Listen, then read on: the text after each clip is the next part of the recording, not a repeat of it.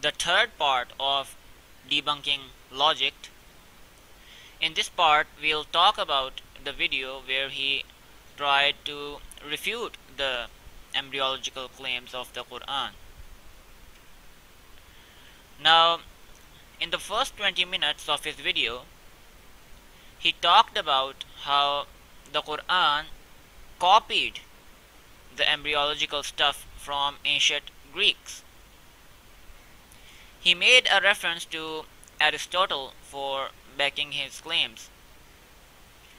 Now, even if we agree that Quran mentioned all the correct concepts of embryology, just like Aristotle mentioned them, but the main question is that how did the Quran avoid all the incorrect concepts of embryology during that time, including Aristotle's?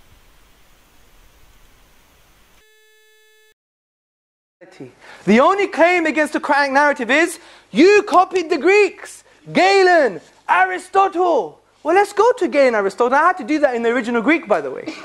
I went to Galen. What does he mention? He mentions the word spermados. Spermados in the Greek language, at the 2nd century understanding, actually meant just the physical fluid, nothing specific from it.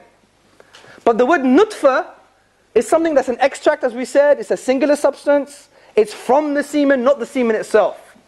So from this onset, the two words don't marry. Because the Galenic understanding was just the whole semen in general. But the Quranic understanding is nutfa. And semen in Arabic is not nutfa, it's mani. It's mani or maniyan.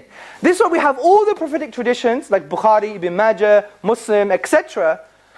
The collections of these prophetic traditions that actually state that Aisha, for instance, or radiallahu anha, the wife of the Prophet Muhammad sallallahu alaihi wasallam, washed the mani or the maniyan from the clothes of the Prophet.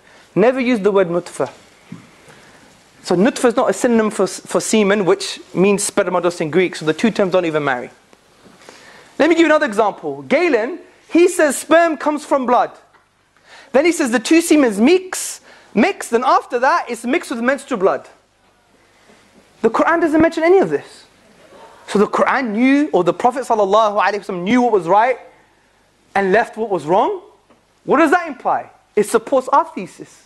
What about Aristotle? Aristotle had the ridiculous idea that the semen mixed with menstrual blood. Menstrual blood in Arabic is not alaqa, it actually means it's hayd. Right? The Quran doesn't mention this.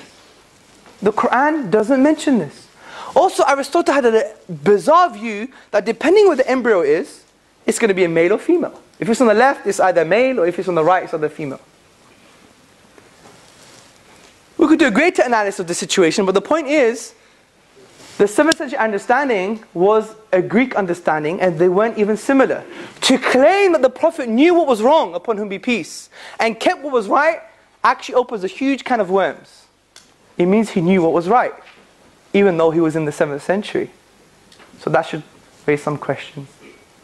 And the reason I said this is a sign for the divine, is because if you can't find a naturalistic explanation, it's a sign to the transcendent, to God, to Allah subhanahu wa ta'ala.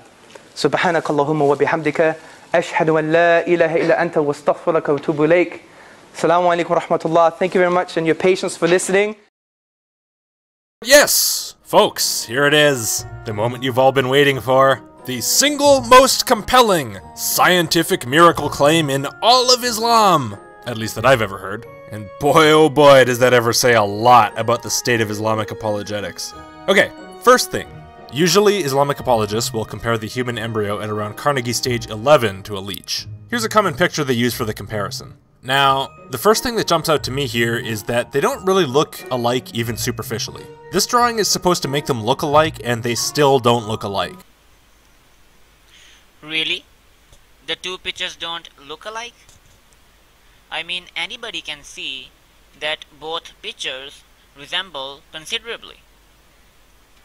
Even Professor Keith L. Moore, who is a PhD in embryology, acknowledged that an embryo during development does in fact look like a leech. I mean, this is the problem with some atheists. On one hand, this certainty when it comes to things like science and everyday activities while on the other hand, this super skepticism when it comes to religion is very problematic. So, to all the Muslims and non-Muslims, I would like to say that before you hear from people like Logicked about these issues, it's better to do some research of our own. I mean, Professor Keith L. Moore, who is a PhD and has won many awards on this field, acknowledged Quran's miraculous claims about embryology. So, on this field, would you rather trust him or somebody like Logicked? And before I am told about the argument from authority fallacy, well, at least I can say that Keith L. Moore is a better authority than Logicked.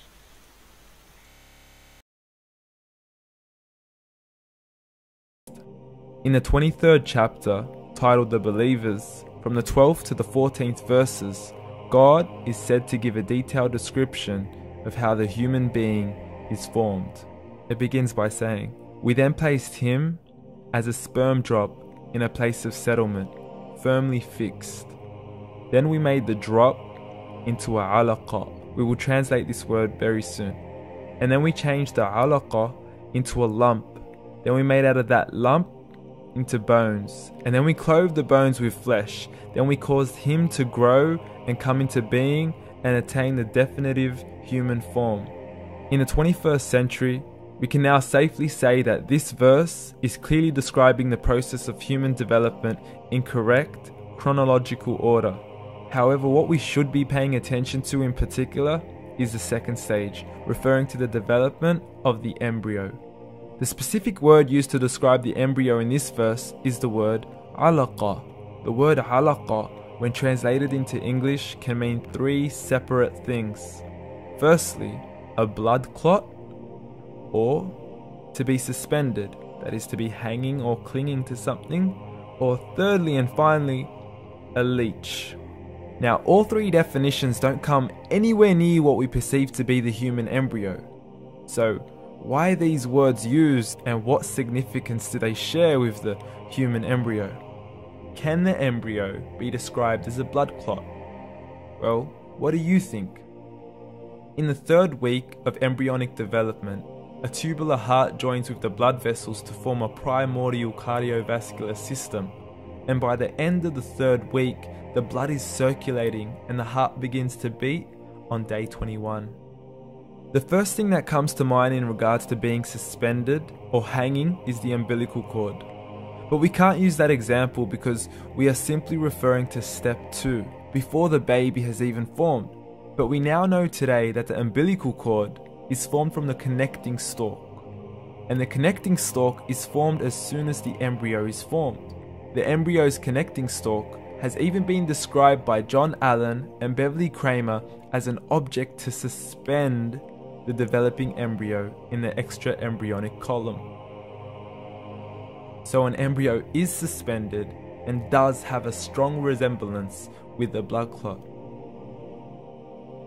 What on earth would an embryo have to do with a leech? Figure A shows the structure of an embryo at 25 days. Figure B shows a leech.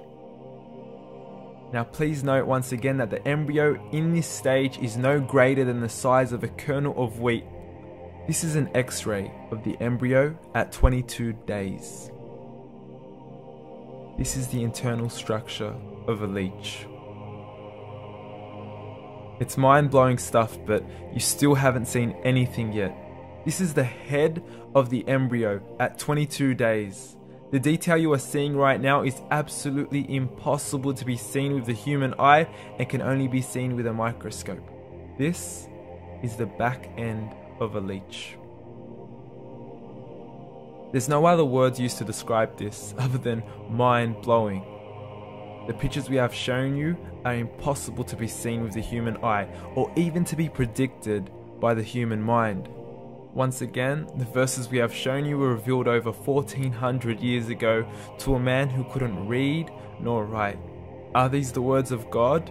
Descriptions of the human embryo in the Quran cannot be based on scientific knowledge in the 7th century. The only reasonable conclusion is that these descriptions were revealed to Muhammad from God, from God, from God, from God.